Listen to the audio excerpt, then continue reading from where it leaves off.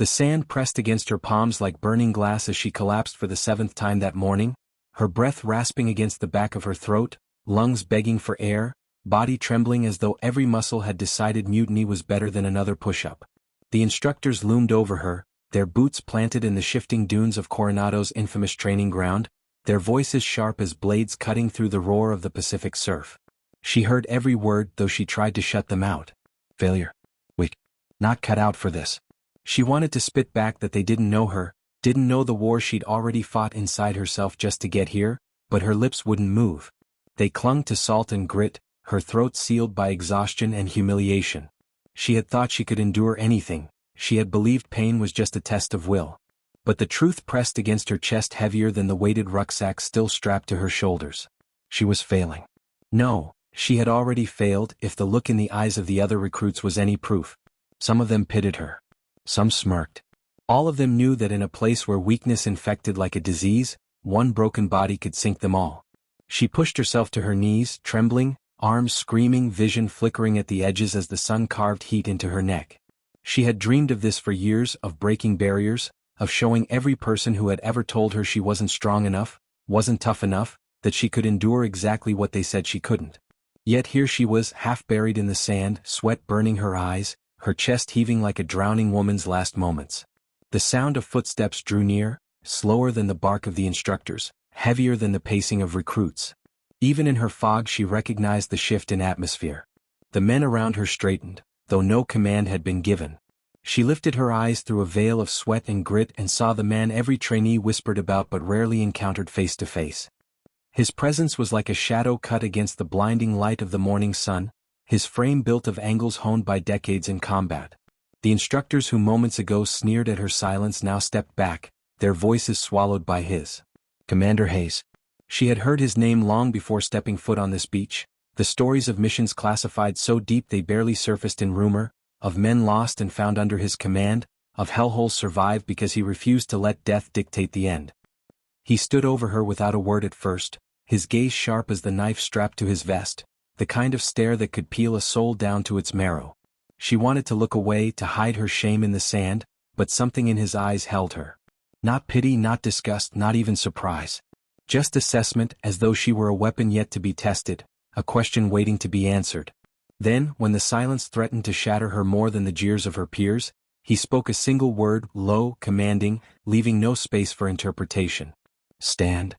The word cut through her fog, sharper than any insult, heavier than any burden she had carried. It wasn't a suggestion, it wasn't encouragement, it was an order, absolute and immovable as stone. Something primal inside her stirred, something deeper than fatigue, deeper than doubt. She didn't think about the pain in her arms, the fire in her lungs, the screaming in her muscles. She thought only of that word, of the weight it carried from a man who had survived everything this place could throw at a body and more. Her knees trembled, sand clung to her shins and slowly, so slowly she thought the earth itself resisted, she pushed herself upright. Her body wobbled, threatened collapse, but she locked her gaze on him and refused to fall. He didn't smile. He didn't nod. He only stepped closer, his shadow cutting the glare from her eyes. Again, he said, and the ground swallowed the sound of his voice like it carried the law of nature itself. Her arms screamed as she dropped into the push-up position. Every nerve begged her to stop, but she remembered the first time she had dreamed of wearing this uniform, remembered the look on her father's face when he said she couldn't, remembered the nights she lay awake imagining herself standing where no one believed she belonged. She pushed. 1. Then again. 2. Then again. Her elbows wavered, her core shook, but the word he had given her burned hotter than the sand beneath her. Stand. Again. Down. Down. Her vision blurred but the rhythm kept her moving. The other recruits had gone silent, their breaths held, their own pain forgotten as they watched her battle against her own breaking point. By the 20th push-up she thought her arms would tear free from their sockets. By the 30th her chest felt caved in. By the 40th she heard nothing but the pulse in her skull. But still she moved. Hayes crouched beside her then, his voice low, almost intimate, the growl of a storm promising to break. You want to quit, quit now. No shame in walking away before it kills you. But if you stay you do not stop. Not once. Not ever. Do you understand me? She couldn't answer with words. Her throat was raw, her breath shredded. But she pushed down and up again, the sand grinding into her palms. He nodded once, almost imperceptibly, then stood and barked a command to the others. "Run the course. She stays with me." Groans and curses rippled through the recruits, but no one disobeyed. They scattered toward the obstacle field, their boots pounding against the earth, leaving her alone with him. She wanted to collapse, to beg for a reprieve, but his shadow loomed over her again. "On your feet," he ordered. She obeyed. Somehow. Her legs quivered, her spine sagged, but she rose. His gaze never left her. "You don't fight the sand, you don't fight the pain. You fight yourself. That's the only enemy here. The rest is noise. Do you hear me?" She nodded, choking back the urge to sob. The ocean roared behind him, the world blurred in heat, but for the first time since she'd stepped onto this beach, she felt clarity. Not strength. Not power. Just a command to obey, and the fragile belief that maybe, just maybe, she could. Her legs burned with each step as if the sand had become molten beneath her boots, every movement a test of willpower balanced on the edge of collapse.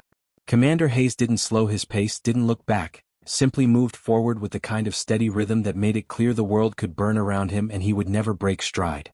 She followed, stumbling, swaying, but never letting the gap widen more than a stride or two. The obstacle course loomed ahead like a cruel monument to endurance. Towering walls of splintered wood, nets strung at impossible angles, ropes hanging like nooses from steel beams, mud pits glistening with stagnant water that reeked of decay. She had dreaded this course since the first day, had barely survived it during initial trials, and now, with her body already wrung dry of strength, it seemed less like a training ground and more like a grave waiting to claim her. Hayes stopped at the edge of the field, his arms folded, his gaze cutting through her as though searching for something she wasn't even sure she possessed.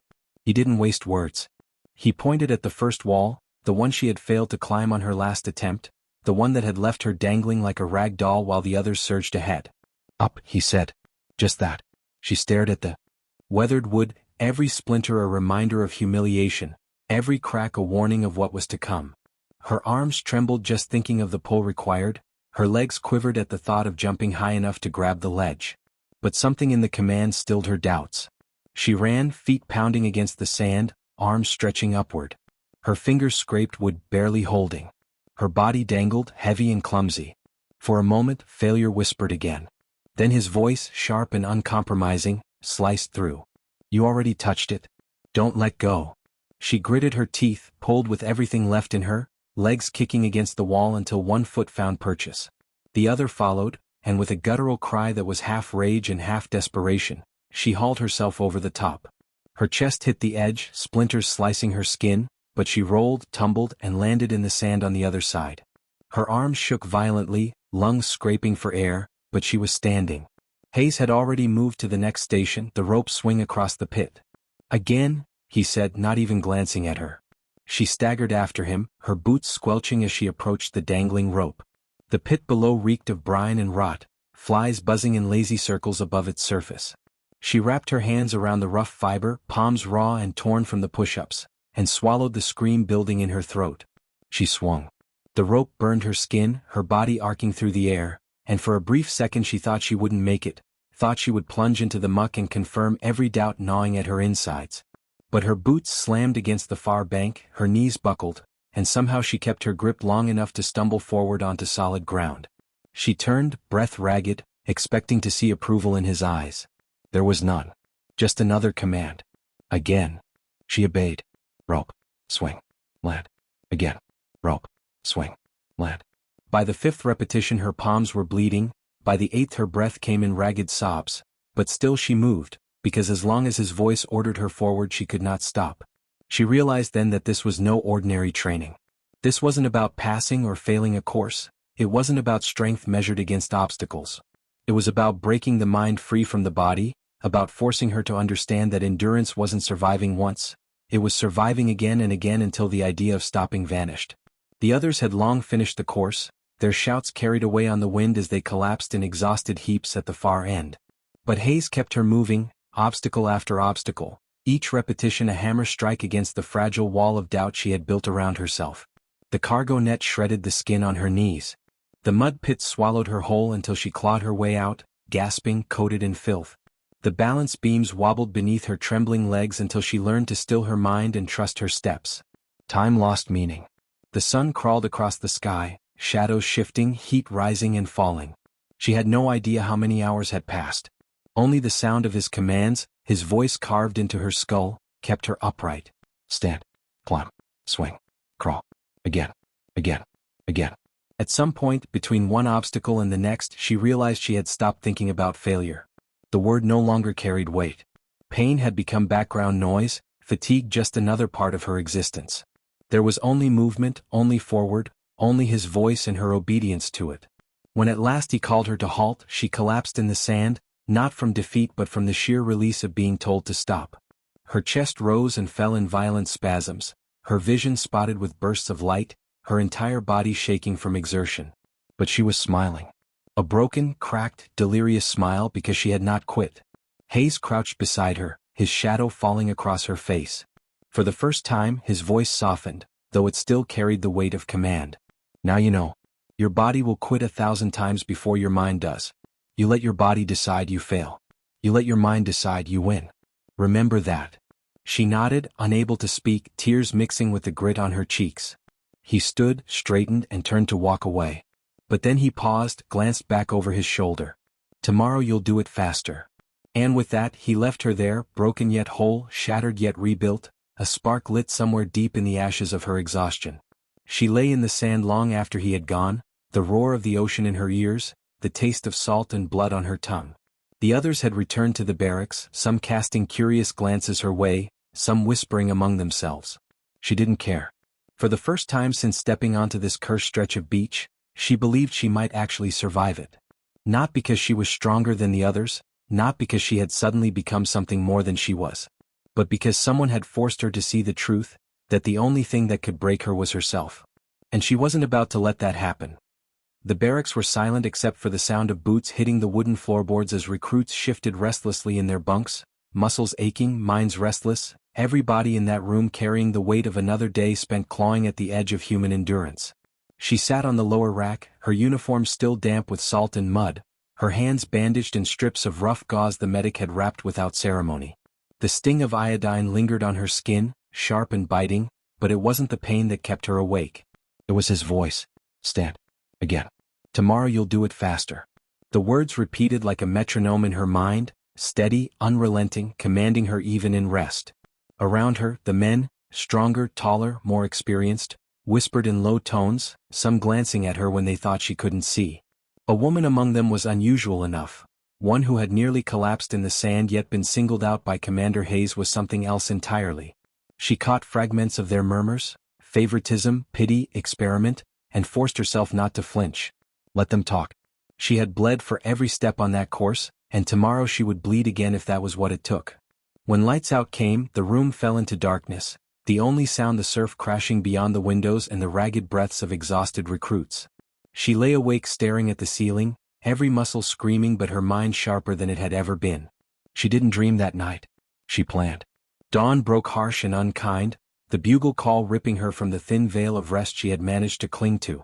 Her body protested as she rolled from the bunk, boots laced with trembling fingers, uniform pulled tight over bruises and cuts. She joined the line outside, the morning air cold enough to bite through her skin, the horizon bleeding with the first light of sun. The instructors prowled among them like wolves, barking orders, shoving recruits into formation, their voices a constant barrage of demands. But she barely heard them. Her eyes searched for him. Hayes appeared as the sun climbed, his presence once again shifting the entire field, silence falling in his wake. He didn't look at her directly, didn't acknowledge the eyes that flicked toward him with fear or awe. He simply strode to the front, his voice carrying over the roar of the ocean. Today you will run the course. You will fail and you will repeat it until you learn not to. There is no secret here. Only suffering. Those who endure it stay. Those who don't leave. His gaze swept the line, pausing just briefly on her before moving on. That brief flicker of recognition burned through her like fuel. She clenched her fists inside her gloves, ignoring the throb of torn palms, and told herself she would not fall today. The whistle blew. Chaos erupted as bodies surged forward, sand spraying beneath boots, shouts and curses filling the air. She ran with them, lungs burning, heart hammering, the world narrowing to the rhythm of her steps. The first wall loomed. She leapt, fingers scraping wood, muscles screaming, but this time there was no hesitation. Her foot planted, her body rose, and she vaulted over with a cry that drowned out the echo of doubt. The rope swing came next, and though her hands split open, fresh blood seeping into the gauze, she held fast, swinging across the pit with a snarl tearing from her throat.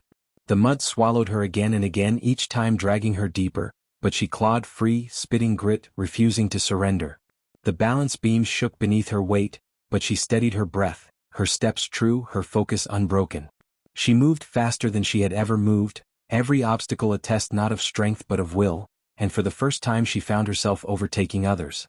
Recruits who had mocked her, doubted her, now stumbled in her wake as she surged forward, driven by the echo of Hayes's command in her mind. Stand. Again. Do not stop. By the time she reached the end of the course, her vision was swimming, her chest heaving like bellows, but she was standing. She was not last. She was not broken. She was there, and she was still moving.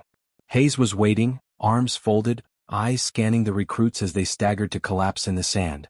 When his gaze landed on her, she thought she saw it, the smallest flicker, a glint like steel catching light. Approval, perhaps. Or maybe just acknowledgement. It was enough. The rest of the day blurred into drills, punishments, endless runs with packs so heavy they ground their spines into dust. She fell, she bled, she shook, but she always rose, always forced one more step. And each time she did, she felt something shifting inside her. The fear that had once anchored her to failure loosened, replaced by a harder truth. She was no longer fighting to prove herself to anyone else. She was fighting to prove herself to him, and to the part of herself that had once believed quitting was easier. That night, as exhaustion dragged her into sleep, she dreamed not of failure but of his voice, commanding her forward, and of herself obeying not because she had to, but because she could. Days turned into weeks. The training grew harsher, the punishments crueler, the demands unrelenting. Recruits dropped one by one, broken bodies sent home in disgrace, dreams shattered in the sand. But she remained. Bruised, battered, scarred but unyielding. And always, when she wavered, when the weight of another day threatened to crush her, he was there. Not always with words, often with nothing more than a glance, a presence, a reminder that weakness was a choice she did not have to make. The others began to notice. The whispers shifted. No longer favoritism. No longer pity. They spoke now of her endurance, of the fire in her eyes when she faced obstacles, of the way she moved with a will that refused to break. Some resented it. Some respected it. All of them understood it. She was no longer the one failing in the sand. She was the one surviving. And though she would never admit it aloud, though she would never let herself believe in it fully, she knew the truth in her bones. Commander Hayes had given her more than a command. He had given her a weapon forged from her own doubt. A weapon she now wielded every single day. The storm came without warning, rolling off the Pacific in a wall of black clouds that swallowed the sun and turned the beach into a battlefield of wind and water. Rain lashed down in sheets, stinging like needles against exposed skin, soaking uniforms until every ounce of fabric clung heavy and suffocating. The recruits lined up in the downpour, their eyes bloodshot from sleepless nights, their bodies already sagging beneath the weight of another endless day. She stood among them, jaw clenched, refusing to let the chill see her shiver. The instructors prowled, barking orders drowned by the howl of the wind, but she focused only on the horizon, on the crash of waves pounding the shore. Then Hayes stepped forward, rain dripping from the brim of his cap, his presence once again cutting through chaos as though the storm itself bent to his command. He surveyed the line, his gaze like a blade moving from one broken face to the next, lingering nowhere, sparing no one. When he spoke, his voice carried even over the gale. Tonight, Hell Week begins. A ripple went through the recruits, some stiffening, some swallowing hard, some already broken by the weight of those words. She felt the knot in her gut tighten. She had heard the stories. 5 days of continuous training, no sleep, relentless physical and mental torment until only the strongest, or the most stubborn, remained standing. Many did not finish. Some never returned at all. The storm, it seemed, was only the prelude. They ran first, packs heavy, boots sinking into sand that had turned to sludge beneath the rain. Wind tore at them, waves crashing higher, soaking them in salt and spray. She kept her head down, her body a machine of motion, one step after another, again and again, because to stop was to be swept away. The miles stretched endless, time dissolving in the storm until her legs burned with fire and her breath rasped like broken glass. Still she ran. When the instructors ordered them into the surf, she didn't hesitate. The ocean swallowed her whole, icy water stealing her breath, waves slamming against her skull. She locked her arms with the others, forming the human chain as ordered, bodies shivering uncontrollably in the freezing current. The instructors screamed over the roar of the surf, demanding louder chants, demanding unity, demanding strength where there was none left to give. She screamed with the rest, the salt burning her throat, her voice raw but unyielding. When they dragged them out again shivering wrecks, Hayes was there. He moved among them like a shadow, watching, assessing, saying nothing. But when his eyes passed over her, she found strength in the simple fact that he saw her still standing. The days and nights bled together. There was no sleep, only moments stolen in the mud, jolted awake by screams, whistles, the slam of boots. They carried boats on their heads until their necks felt broken, paddled against currents that laughed at their efforts, crawled through mud so thick it clung like chains. Men dropped beside her, their wills snapped like twigs, voices hoarse as they whispered that they couldn't go on. She didn't blame them. She wanted to quit 100 times. But every time the thought flickered, she heard his voice again. Stand. Again. Tomorrow you'll do it faster. And she did. Through the cold that gnawed into her bones, through the exhaustion that blurred her vision, through the pain that turned every breath into a knife, she kept moving. She was no longer fighting for a place among the recruits. She was fighting to honor the command that had dragged her from the sand when she had nothing left. One night, when the storm had quieted to a steady drizzle and the recruits huddled in the mud pit waiting for the next round of torment, Hayes appeared. He stood on the edge, hands behind his back, his eyes scanning the wreckage of bodies sprawled in filth. His voice was calm, almost quiet, but it carried enough power to silence the instructors. "You think this is suffering," he said. "You think this is the worst you've ever felt. It isn't. What you feel now is nothing compared to what waits outside these beaches. Out there, suffering doesn't stop when you ring the bell. Out there, quitting means someone else dies. That's the difference.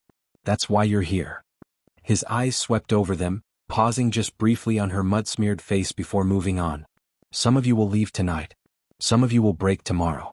That's fine. This isn't for everyone. But those who stay will understand something most never will, that suffering is the forge that makes warriors." He stepped back then, nodding to the instructors, and the torment began anew. But his words stayed with her, echoing louder than the screams, stronger than the pain.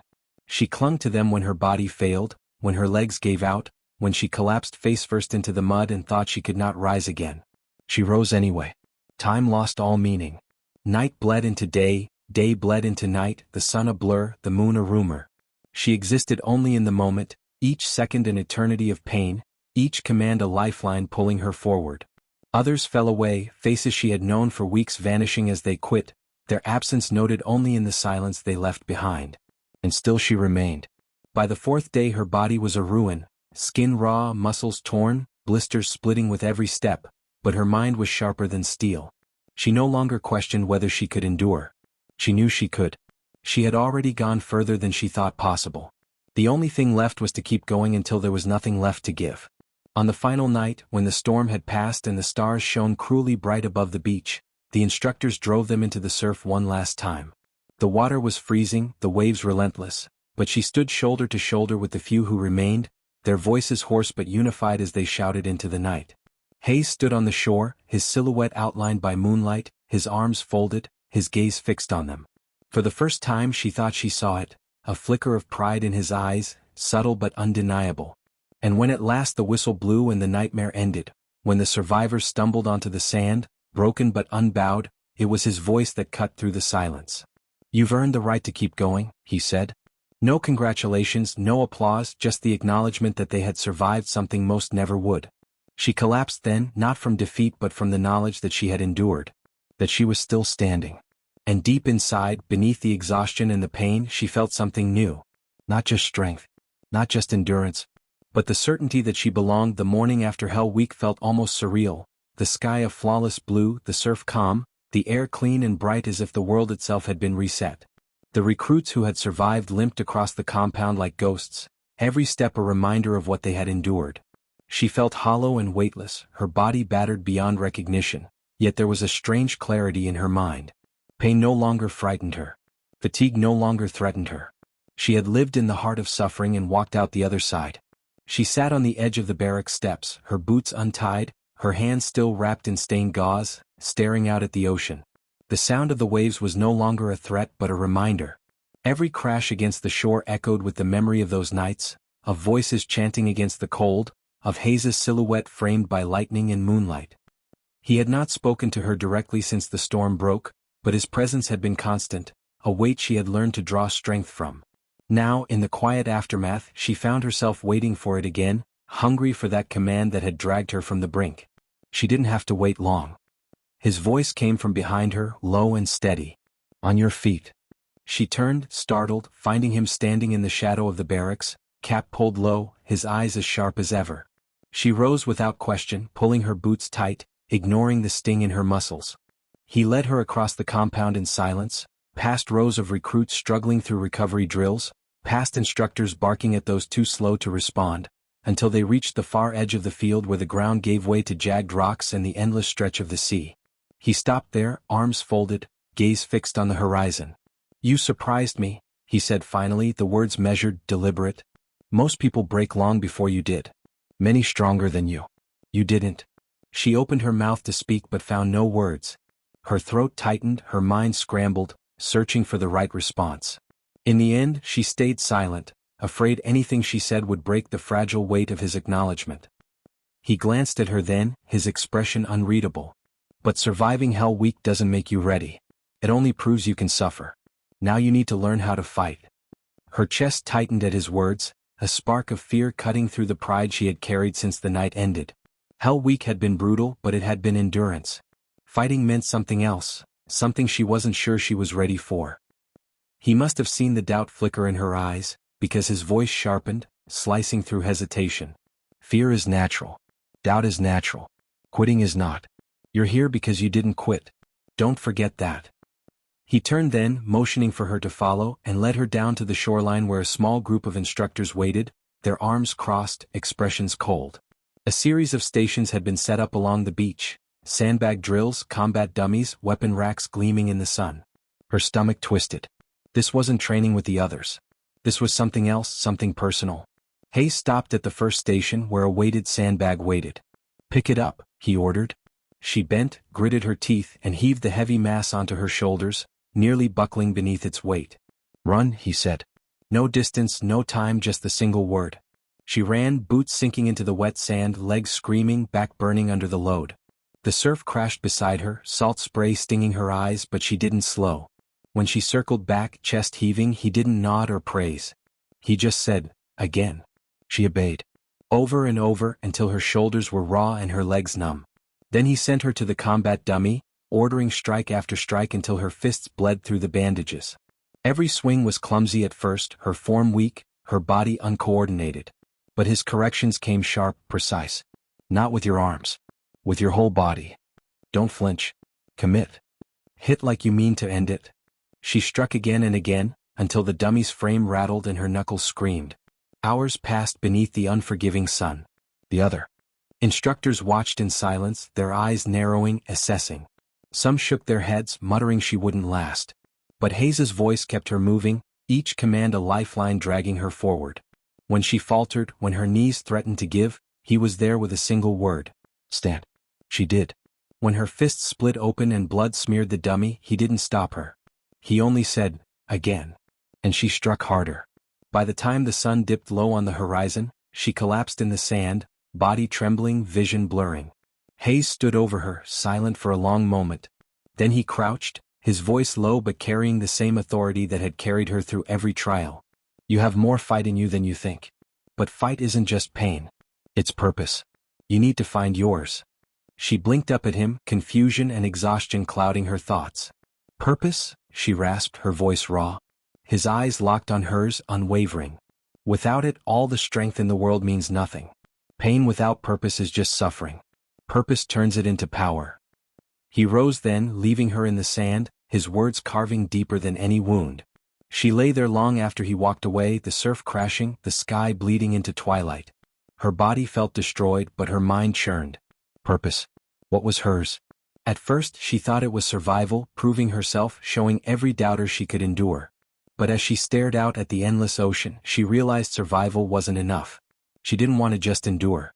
She wanted to fight for something more. She didn't know what that was yet. But she knew she would find it. The days that followed blurred into one long test of grit, each sunrise a reminder that pain was no longer temporary but a constant companion, Each sunset an illusion of rest that lasted only until the next whistle dragged them from shallow sleep. But she had changed. The woman who had once collapsed in the sand, gasping under the weight of her own doubt, was gone. In her place was someone harder, leaner, sharpened like steel drawn from fire. Every command Hayes gave her carried deeper into her bones now, not just as orders but as truths to live by. She clung to them in silence, never once speaking more than necessary, never asking for reprieve. If he told her to strike until her hands bled, she struck. If he told her to run until her legs buckled, she ran. Each test left her broken, but each time she rose again, and that rising became its own kind of weapon. The other recruits noticed. They no longer whispered doubts or smirked when she stumbled. They watched her with something close to respect, some even with envy. When one of them faltered, when another's resolve cracked, they often looked her way, as though her endurance was proof that it was possible to keep going. She had not asked to lead, had not spoken to them, but in silence she had become something more than just another body in the line. She was a reminder that quitting was not inevitable. They saw it too.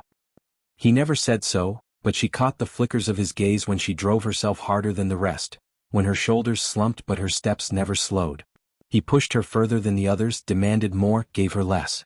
And though it broke her down each day, she welcomed it because she understood what it meant. He was forging her.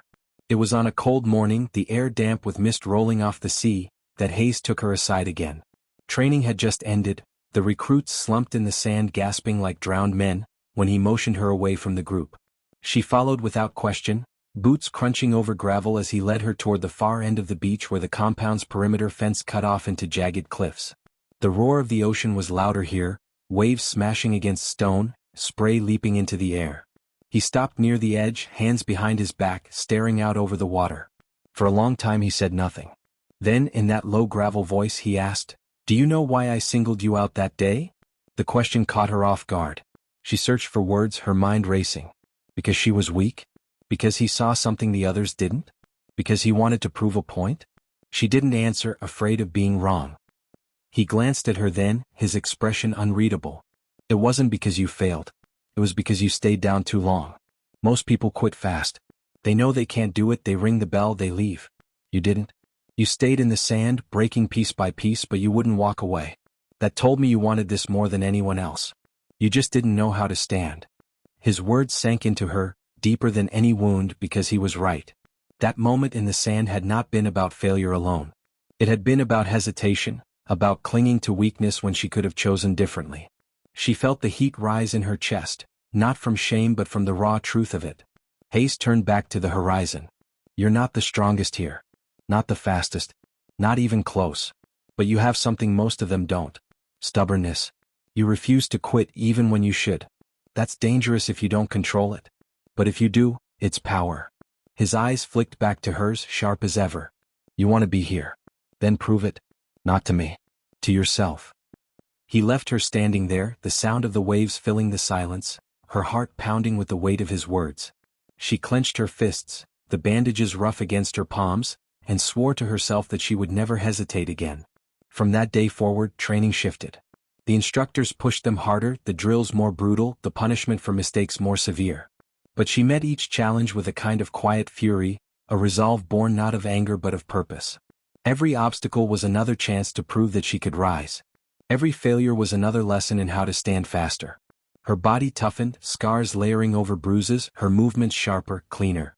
And though she still stumbled, still bled, still faltered under the weight of impossible demands, she no longer hesitated. Hayes noticed.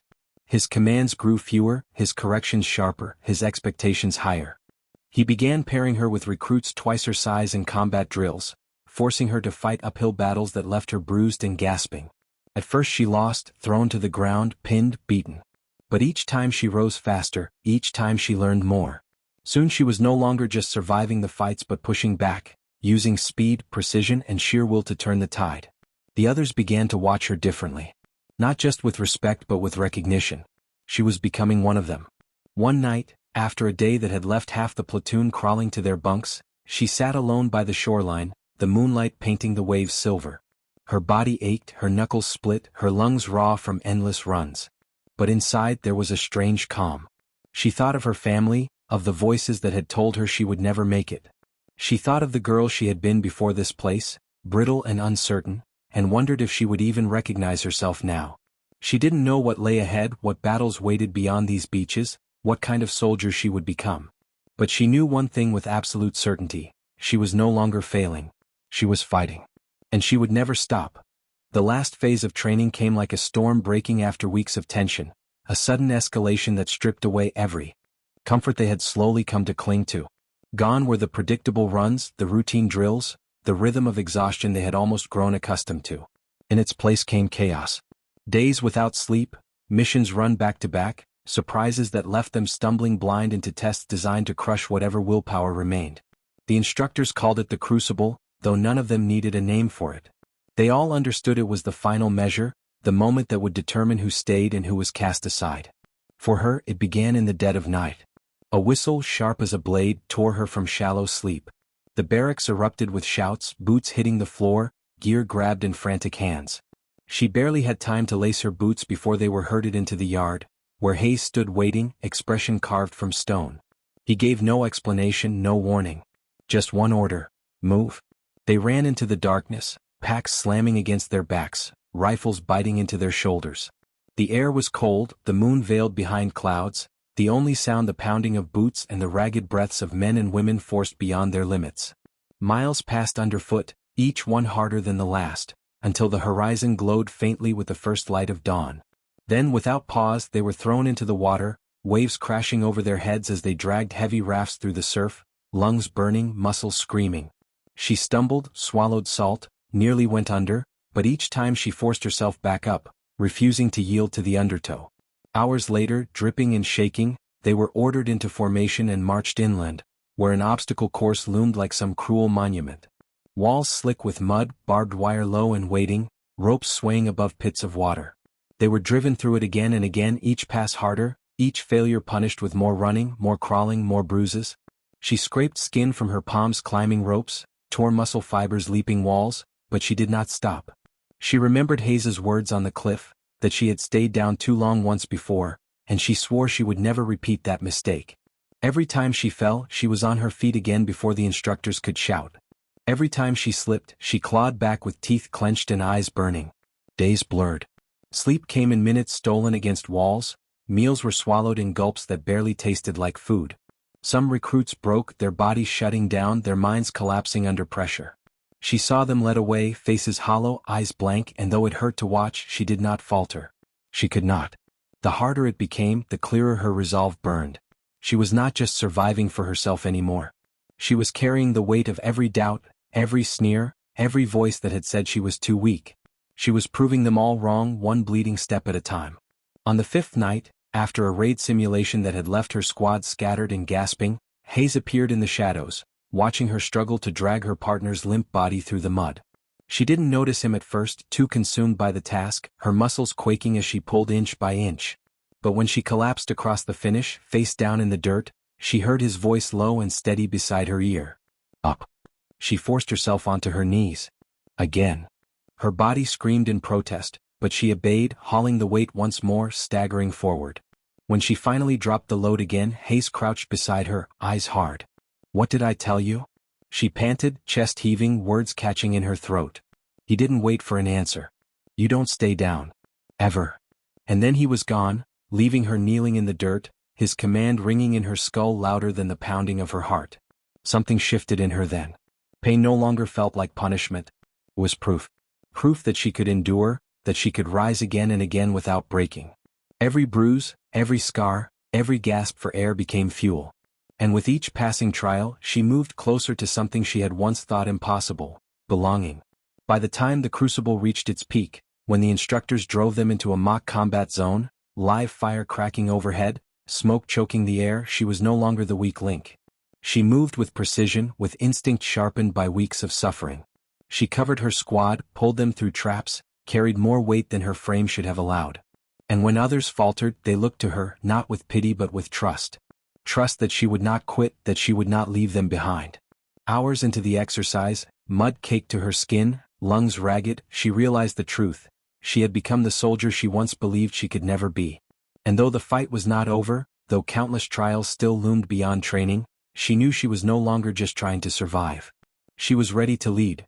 The last sunrise of training broke across the horizon like fire spilling over the earth, painting the sky in gold and crimson. She stood at the edge of the field with the others, boots planted in churned mud, uniforms stained and torn, faces hollow with exhaustion. They had been through hell together, scraped raw and broken down until only the strongest fragments of themselves remained. Yet in their eyes, beneath the fatigue, burned a light that could not be extinguished. This was the day it all ended, the moment they would learn if the weeks of agony had been enough. Hayes walked down the line, his presence as steady and immovable as it had been from the start. He said nothing for a long time, only studied them with those piercing eyes that seemed to strip away all pretense, all weakness, until only truth remained. When he stopped before her, she felt her chest tighten. He had been her shadow in the darkest hours, his command echoing in her mind when her body had wanted to quit. She had lived by that one word, risen every time she fell because of it. Now she stood taller beneath his gaze, not unscarred but unbroken. The silence stretched, and then he nodded once, so slight it could have been missed by anyone not watching for it. But to her it was everything. The final test came swift and brutal, as if the instructors wanted to wring every last drop of defiance from their recruits before releasing them into the world. They were dropped into a barren stretch of wilderness with nothing but their packs, ordered to survive, navigate, and complete an assault on a heavily fortified position manned by veterans posing as the enemy. It was the culmination of everything they had learned: strategy, endurance, teamwork, resilience. And unlike the controlled exercises before, failure here meant not only disqualification but shame, the collapse of every sacrifice made along the way. For 3 days they moved like ghosts through forests and rivers, carrying wounds that had never fully healed, scavenging from their dwindling supplies. She led part of the way now, her voice steady when others wavered, her decisions cutting through doubt like a blade. She no longer questioned herself. Every hardship had honed her, stripped away the noise until only clarity remained. When the final assault came, it was chaos made real. Gunfire ripped across the night, flares streaked the sky, smoke swallowed the trees. Recruits fell into mud, scrambled for cover, pushed forward inch by inch against enemies more skilled, more rested, more ruthless. But she refused to yield. Crawling through wire, hauling her rifle, dragging a comrade to safety, she became motion itself, relentless, unstoppable. When the squad faltered, she rallied them, shouting through the roar of battle until they surged as one. And when they breached the last barricade, when the final shot rang out and silence crashed down, she was there at the front, chest heaving, eyes burning with victory that tasted sharper than blood. The instructors declared the mission complete.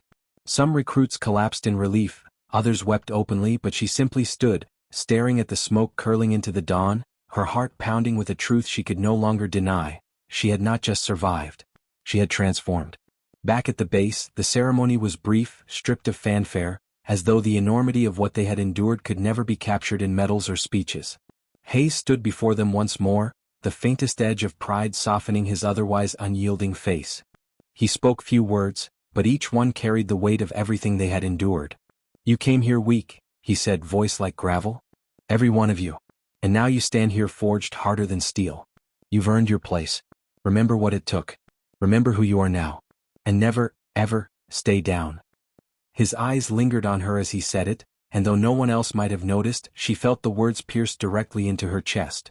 Later, when the crowd dispersed and the recruits embraced their families or simply sat in silence with their own triumph, she remained by herself, staring at the ocean that stretched endlessly beyond the cliffs.